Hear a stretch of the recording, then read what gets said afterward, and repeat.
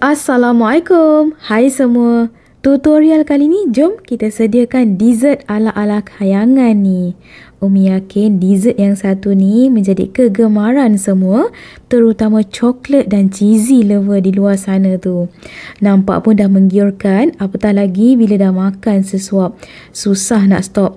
Rasanya teramatlah sedap, terutama bila makan sejuk-sejuk, melting dalam mulut. Dessert yang sangat mudah disediakan kerana tak perlu oven mahupun pengukus. Dan yang bestnya, resipi kek batik Umi ni tidak menggunakan telur. Jadi pada anda yang allergic makan kek-kek yang ada telur ataupun kurang gemar bau hanyir telur tu, boleh cuba. Umi buat dalam mini pack dessert box gini. Special untuk anda yang nak mula berniaga, nak makan sendiri pun senang kan? Nampak tu?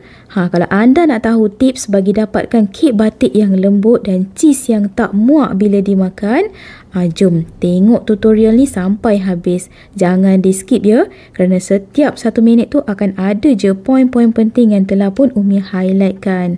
Jom ikut Umi ke dapur. Lapisan pertama ni Umi nak siapkan kek batik dahulu. Untuk buat kek batik ni, semestinya kita gunakan biskut Mary. Ni Umi gunakan cap pimpong. Biskutnya lebih sedap katanya. Jadi kita guna cap pimpong ni. Umi gunakan 2 paket. Di sini Umi akan timbangkan. Jadi untuk biskut Mary ni, Umi hanya gunakan 540 gram. Lebih kurang 2 paket. Tapi paket yang kedua tu ada lebihan lah, dalam 5 ke 6 macam tu. Umi tak habiskan semua. Umi timbang tu dapatkan 540 gram sahaja. Biskut Mary ni hendaklah dipatahkan kepada 4 bahagian. Macam Umi buatkan tu. Patah-patahkan je guna tangan. Biskut Mary yang telah ditimbang dan dipatah-patahkan ni, ketepikan dahulu. Jom kita sediakan bahan untuk salutan coklatnya dahulu. Untuk buat lapisan kek batik ni, yang terbaik sediakan kuali yang agak besar sedikit macam ni. Senang nanti kita nak menggaul. Yang pertama ni Umi akan cairkan dahulu 250 gram unsalted pure butter. Butter yang Umi gunakan ni jenis Anchor. Lagi premium butter yang anda gunakan, lagi sedap lah hasil kek batik. Nak gunakan buttercup pun boleh je. Disebabkan Umi guna unsalted butter, jadi nanti Umi akan tambahkan garam. Kalau nak gunakan salted butter pun boleh je. Cairkan tu api biar perlahan saja, jangan kuat sangat sebab tak nak butter tu hangus nanti pahit kek kita.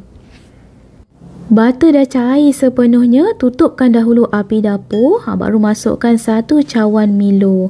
Milo tu Umi gunakan yang original, letakkan menggunung sedikit. Kemudian tambahkan dengan setengah cawan serbuk koko.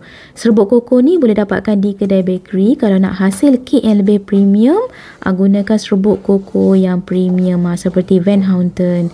Sebatikan dahulu serbuk koko dan juga Milo bersama butter tu tanpa kita buka api dapur.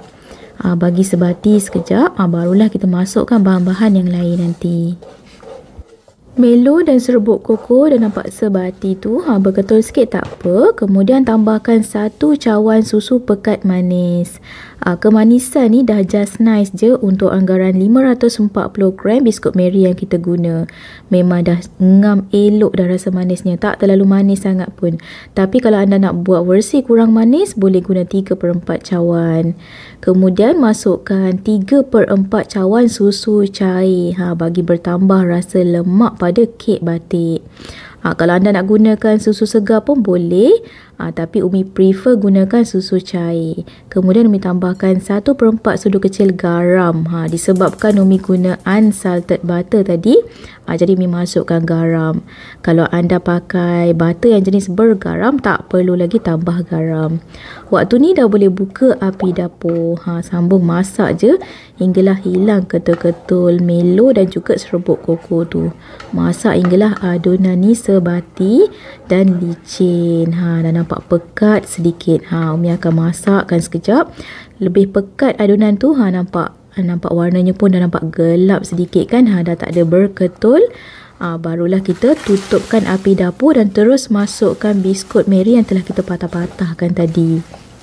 Biskut Mary tu Umi masukkan sejurus selepas Umi tutup je api dapur tadi. Kiranya adunan coklat tu masih panas lagi. Umi dah terus masukkan biskut Mary untuk dapatkan hasil kek batik yang lembut. Haruslah kita masukkan ketika adunan tu masih panas-panas. Kalau anda nak dapatkan kek batik yang agak rangup sedikit, boleh tunggu suam dahulu adunan coklatnya, baru masukkan biskut. Kemudian tips kedua bagi dapatkan hasil kek batik yang lembut, lebihkan penggunaan susu cair tu. Macam tadi Umi guna 3/4 cawan. Jadi bila kita buat adunan coklat ni nampak banyak kan.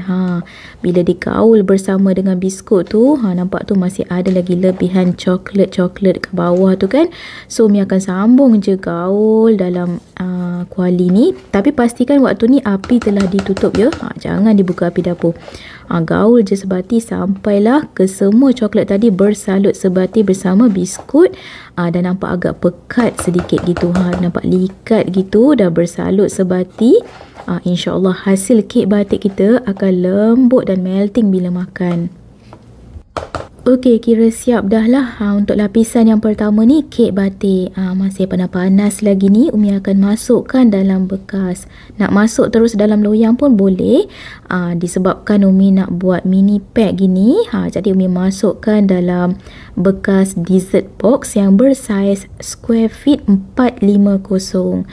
Umi sendukkan lah lebih kurang dalam 2 senduk gitu. Jadi untuk setiap lapisan yang pertama ni Umi letakkan lebih kurang setengah daripada mangkuk dessert box tu. Umi letak lapisan untuk kek batik. Umi lebihkan sikit lah, barulah bila makan nanti merasa kan. Kemudian rata-ratakan guna sudu. Belakang sudu tu kita ratakan sedikit supaya nanti mudah kita nak letak adunan seterusnya iaitu cream cheese. Ratakan bagi betul-betul padat, supaya bahagian bawah tu tak adalah macam lompong-lompong kan. Jadi kita ratakan sedikit. Dah siap tekan bagi betul-betul padat. Bahagian tepi tu nampak ada lebihan coklat yang tersisa, boleh lap dengan tisu. Bagi kemas dan cantik. Supaya kita letak lapisan cheese nanti, nampak kemas je. Lebih kurang macam ni lah. Untuk lapisan yang pertama ni, dapat setengah box gitu. Kemudian sambung buat lagi untuk box yang seterusnya hinggalah habis.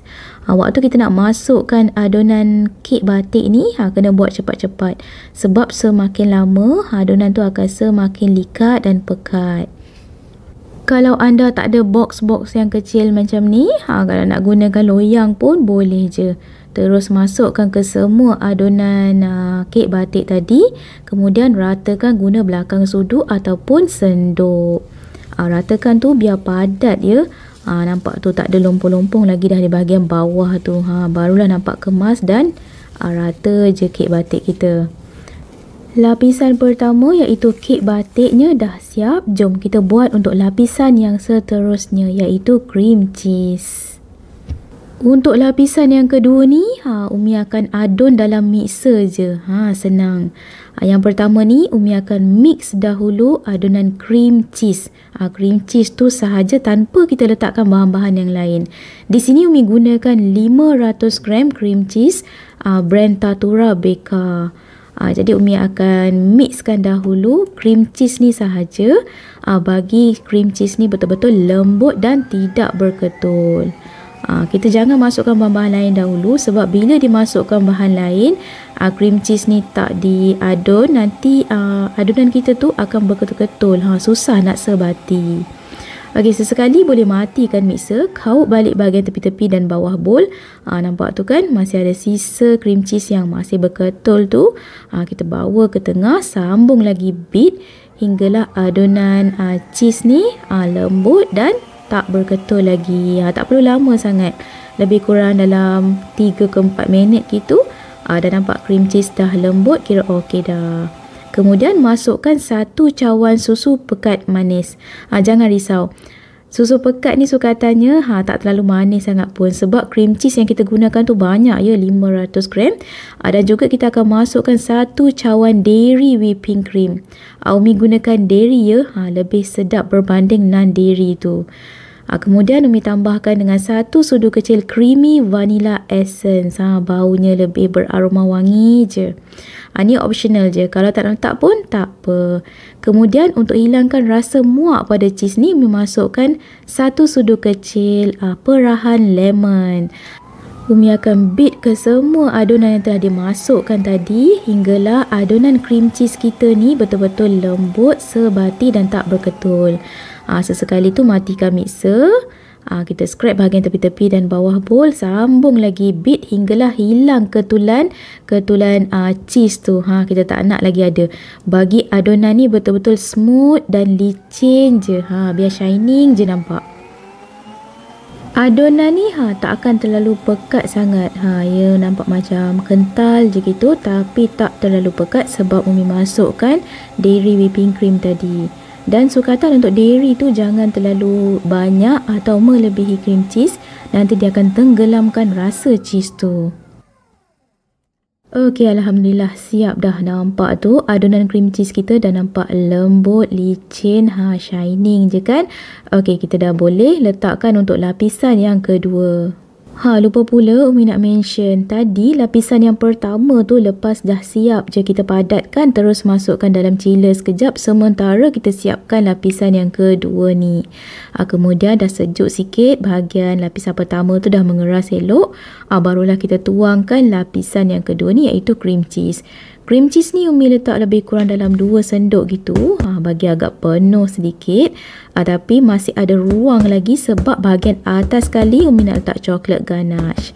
Untuk lapisan cheese ni Umi bubuhlah lebih sikit, barulah merasa kan. Untuk cheesy lover, mereka memang sukalah bila dapat cheese yang padu gini kan. Hentakkan sedikit bekas, bagi lapisan cheese tu rata je. Kemudian Umi masukkan sekejap dalam chiller, bagi lapisan cheese ni mengeras, barulah nanti kita tuang ganache di bahagian atasnya. Siap dah untuk lapisan yang kedua ni. Okey, jom kita buat lapisan yang ketiga iaitu coklat ganache. Untuk buat ganache ni, Umi prefer gunakan dark chocolate compound. Di sini Umi gunakan brand Bols ni. Rasanya lebih sedap. Kalau nak gunakan milk chocolate compound pun boleh je, tak ada masalah.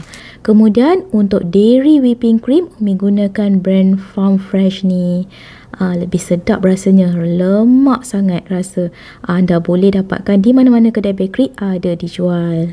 Tapi kalau tak ada whipping cream, anda boleh gantikan dengan susu cair pun boleh. Kemudian untuk bagi shining kita punya ganache, Umi gunakan buttercup ataupun anda boleh gantikan dengan margarin biasa. Umi cairkan coklat ganache guna kaedah double boiling. Pastikan air di bahagian bawah tu dah betul-betul mendidih dan mangkuk kaca tu pastikan kering dari sebarang air ataupun minyak. Barulah kita masukkan 300 gram dark chocolate compound. Kemudian diikuti dengan 380 gram dairy whipping cream. Umi lebihkan sikit adunan whipping cream tu supaya nak dapatkan hasil ganache yang cair sedikit. Umi akan biarkan sekejap bagi dark chocolate coin ni betul-betul mencair sepenuhnya. Kalau anda tak nak guna kaedah double boiling, boleh je masukkan dalam microwave bagi coklat tu cair sepenuhnya ya. Gaul sebati, guna spatula bagi coklatnya betul-betul mencair dan larut sepenuhnya. Kalau anda tak nak guna kaedah double boiling ni, boleh je masukkan mangkuk tu dalam microwave. Asalkan coklat tu mencair, dah okey. Kalau anda tak nak gunakan dairy whipping cream tu, boleh gantikan dengan susu cair. Pun sama. Tapi bagi Umi untuk rasa yang lebih premium, gunakan dairy whipping cream. Sebab susu cair ni bila kita gunakan, ganache kita tu akan sedikit cair.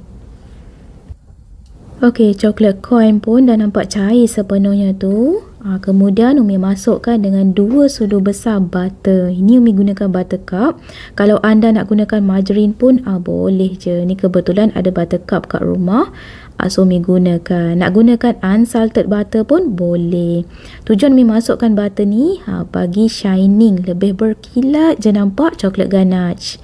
Nampak tu, ganache kita dah menjadi elok dah. Dah berkilat, dah shining, dah Nampak cair gitu kan. Matikan api dan Umi akan biarkan coklat ganache ni suam sedikit, barulah dituang di atas lapisan cheese. Pastikan sebelum kita tuang ganache tu, bahagian lapisan cheese tu dah betul-betul mengeras elok. Kalau macam lambat nampak keras tu kan, boleh masukkan sekejap dalam freezer. Pastikan coklat ganache tu suam. Jangan dituang panas-panas, nanti cair cheese tu. Sukatan untuk cream cheese lapisan yang kedua tadi dan juga coklat ganache ni memang dah ngam elok untuk 10 bekas square feet 450 yang Umi gunakan ni. Memang dah ngam-ngam je. Nampak tu penuh dia pun elok je.